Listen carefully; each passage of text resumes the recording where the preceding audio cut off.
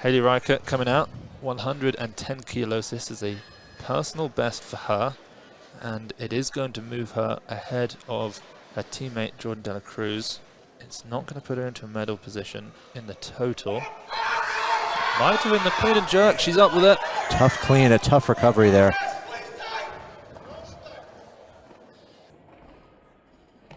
And this was the moment we would learn. Would Hayley become a world medalist? But let's start back at the beginning. Get up! No, not back in 2009 when she was training in the original garage. Let's start at the beginning of this training session. Think about that. 12, 13 years of training.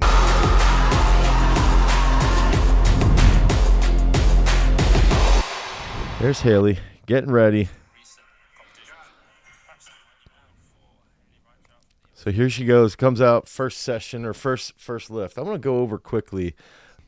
Her warm-ups in the snatch were actually decent until she hit 76 and then missed 79 behind her. And then after she missed 79, she actually smacked 79. And then we opened at 81. And I had sort of decided ahead of time, like, okay, I'm just going to come in. We're just going to get those kilos out. I thought if we set up those attempts pretty well, she could go 3 for 3. When athletes make misses in the back, deep down in my stomach, I want to like flip the table, pull down all of the screens around me. But it's one of those things that you can't really show your cards at all. It's just like, hey, whatever. She's missed 79 in training before and gone on to hit 85 plus. So I knew, all right, she smoked 79 the second time. Let's see how 81 is. And so this is her first attempt. It's also crazy because the opener of the snatch is absolutely crazy intimidating. A little forward on that, but good solid lift there at 81. So that was her first attempt. That put her in a good spot. I think that sort of, I was thinking about it too, like if we could just sort of wipe out the B session with that first attempt, did well. So now we're going to go into, you can see this here, just bumps it a hair forward right off the floor, but still a strong first attempt. So I did have a pre-plan set up where I'm like, you know what? I've got a game plan. I'm going to stick to it. 81 is going to be the opener. We're going to go 83. We're going to take simple jumps, okay? So 83 was that next attempt. Setting up. I thought she was going to smoke this.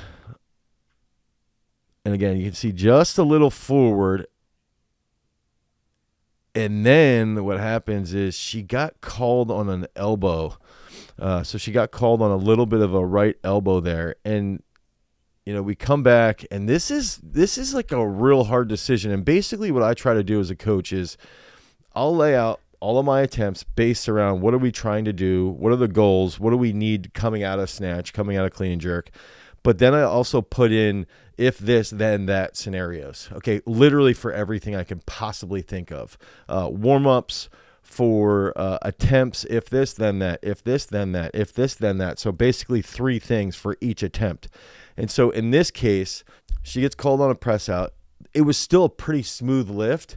And I'm looking at the board, and I knew where she was at with the board, and I knew that 83, I could sort of play around a little bit. And if we took 84, I felt pretty confident she would hit 84. But again, there's like this ratio that you play or percentage that you play in your head. Like, well, what if she misses it? She's in a pretty bad spot. Then we're going to be down 3 kilos on like 6 different chicks. So it's a hard decision to make, but also if you want to be a world medalist or if you want to be one of the best in the world, you've got to make these lifts. You have to make them. And if you don't, you're not going to be that person. So Hayley comes out, and she was even still a hair forward off the floor, which we're trying to fix that now. But she ends up stroking that lift. And that's a huge lift to make, right? So it puts us in a pretty good position. My perfect case scenario was we were going to come out just at 85. Worst case scenario, we come out at 83, which we missed at 83, and we took 84. And you can just see that was way smoother. That 84 was way smoother. So that's a huge comeback. And then what that does is it puts us in a comfortable spot. I know what she can clean and jerk. You can see on the side angle, just a little bump forward right there, just a little bit. And you can see when she catches how the plates are moving forward a hair. But still, great lift. And I knew what she was capable of in the clean and jerk. The problem is that when you go into the clean and jerk, then you also have to figure out what's the best way I can warm her up and have her stroke every single attempt. So you're looking at it, all right, this is my game plan. This is my game plan if everything goes perfectly. And then I have the if this, then that scenarios laid out as well. And then I also have to time in between her warm-ups. I have to time in between her attempts on the platform. I have to communicate with her, how is she feeling? And then based off of the information from her previous training cycle and the attempts that we've taken in training, what's going to happen. And then based off of that, also, I want to look at how did she handle long breaks in training versus short breaks. So all that stuff then influences the if this, then that statements that I sort of create ahead of time. So the interesting part was she got to sit a little bit because she was middle of the pack in the snatch.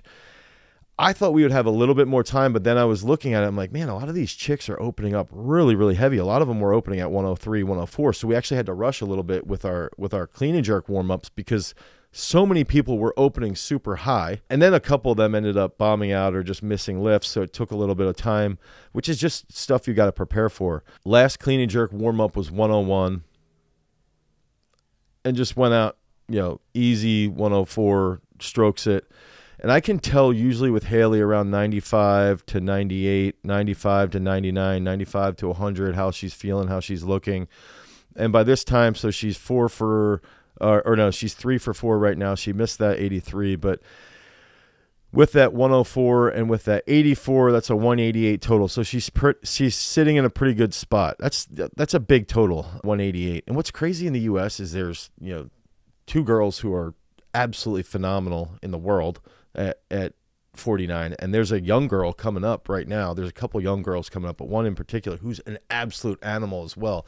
So the U.S. is just stacked in this weight class. So we look at 104. I go in the back. We got to take a warm-up because of how much time from 4 to 7. We have to take something in the back, and then we have to go back out. But we do plan for this in training, and we do things in training that a lot of the lifters don't like doing, especially on a Friday where they just want to max out and go really hard. But we've got to prepare with all these different scenarios. So she comes out, 107. Really good clean. I actually thought the clean at 7 was better than 4. Tight dip, and I also thought the 7 was a better jerk as well than 4. So by this time then, I set my timer. I start to think through what we've done in training again. I start to revisit the if this, then that statements on my notes. I'm looking at everything, and then I'm playing out all the math that I need, looking at everything. And that's the one thing I think if you're really prepared, it's just like going into a football game. You've got to lay all that stuff out ahead of time. And so that makes it easier in that situation to make a good decision. And basically in a perfect scenario, I had already determined well beforehand, we would go 4, 7, 10. Her prep leading into this wasn't amazing. About 6 weeks out, the wheels started to fall off the rails pretty substantially. But the last week and a half, 2 weeks of the prep, she did come back around. And so Hayley goes out. We knew 110 would be a world medal, right? We knew that this could happen. We knew that this could set everything up. And this was going to be a big total. This was going to be, 194 total, which would be a PR total. She's hit higher than that in training, but we knew this would put her in a pretty good spot. And think about this. This is our first Olympic qualifier. So, this isn't the huge total that we need, but we knew that this could be a pretty substantial point, okay? And so as she's walking out, the intensity is there. This is going to get her that clean and jerk medal. She's got a youth world medal. She's got a junior world medal. This would be the senior world medal, which I think is freaking awesome, especially for someone that we've trained since she was in 6th grade, in the original garage. And that's also another thing I do want to point out because Jake was there, and these are 2 athletes that we've developed for the last decade. People who've been with us from day one, and I think that's a really, really cool thing about this relationship with Garage Strength and with our athletes, how we develop them. But Hayley's walking onto the platform, and that whole time that she's walking out there, I'm thinking, this is the moment that we're going to learn if she's going to become a world medalist. So there's just all this crazy heightened implications. And we knew that she had to beat a Chinese girl too. That's another pretty cool part. So I felt like personally everything was in slow motion. It literally felt that way. And as she's pulling, I felt like she's pulling for an eternity, like just for like a week. And so it was interesting. is that I want you to look at a couple of things here on that pull. Is that you can see she bumps the bar a little forward. Okay, so she's a little on the toes right off the floor. And you can see on that double bounce, on the second bounce, that right heel pops a little bit. So everything's staying forward on her hair, and she's got a double bounce to get back into position to stand that up well. And what I want to also point out is that Hayley's one of those like perfection lifters. If it's not perfect, she doesn't really grind things out because it just feels so different. And it's also, she's 49 kilos and this is 242 pounds, 110 kilos. But if you watch, when she re-racks right there forward, she had to take a step forward. And it was one of those things where she was then like, oh man, I'm out of position. I need to start to establish this. And some people were even saying, why did she stand there for so long? After you have a weird re-rack that goes forward, if you can reset and start to feel your stomach and your back, it can sort of erase what happened in your nervous system on that weird re-rack so you don't push the bar forward. So I'm going to play this again. You can see the re-rack here is a little forward. Now watch her stomach. Watch her stomach fill up the belt. And that's where she's got that nice dip and just smacks this. Okay, so this is the big thing.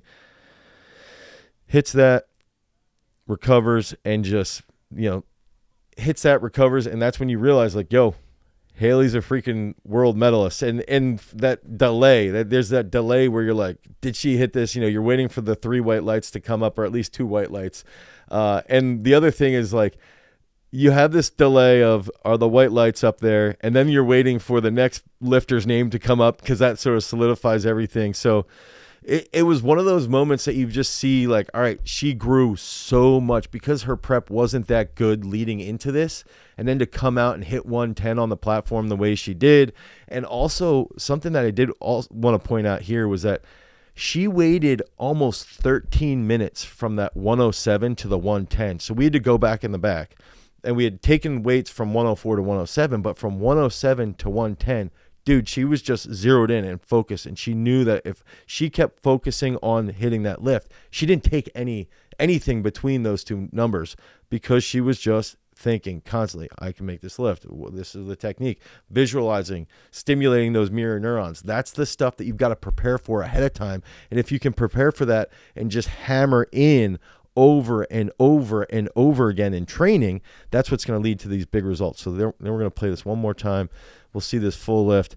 And I think this is, she's the lightest female from the U.S. to ever medal at Worlds. I'm fairly certain she's the first female from the U.S. to ever medal at youth, junior, and senior world championships. And then she just hits this nice jerk right here. Boom, sneaks through there, drops that back knee, recovers, waiting for those white lights. White lights pop up, and that's where it's like, all right, this is all worth it. Now this is going to set her up. So that's the big thing that we've got to think forward on is, what can we do leaving this training session or leaving this competition? What can we learn from this competition? What can we learn from the preparation? And then how can we improve that total as we move forward into Pan Ams? Can she defend her Pan American Championships? And then how can we set that up going from Pan Ams to Cuba and then to the World Championships next fall? So stay tuned because we got a big journey ahead of us. Head over to GarageStrength.com if you guys need help with your weightlifting programming. Until next time, if you guys want to become a champion, you've always got to cultivate your power. Peace.